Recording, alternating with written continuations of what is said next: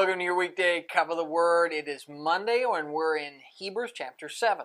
Now chapter 7 revisits Melchizedek. Now Melchizedek shows up in Genesis 14.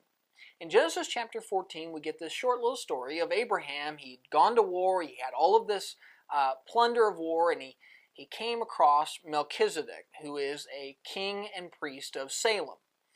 And we see Abraham paying tithes to him and worshiping with him, and then he just disappears. And Hebrews chapter 7 says that Jesus is like Melchizedek. He's one of a kind. He shows up and there's no one to compare him to. He is a man that stands alone.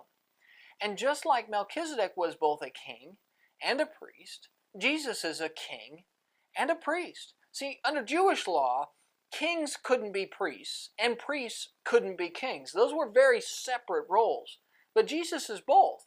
Jesus is a king, the Lion of the tribe of Judah, and he is the high priest who makes sacrifice for our souls, being the sacrifice himself.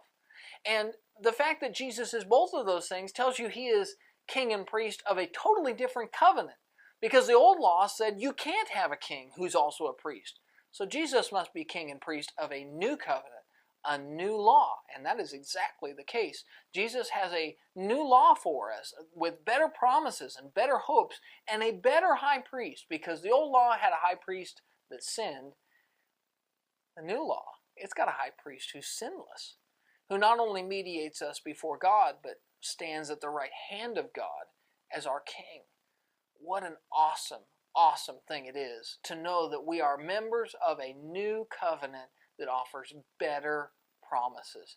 That's Hebrews chapter 7. Melchizedek and Jesus, the men that stand alone as the kings and priests. What a beautiful image we've been given of Christ as greater than all. That's your Daily Cup, and we'll see you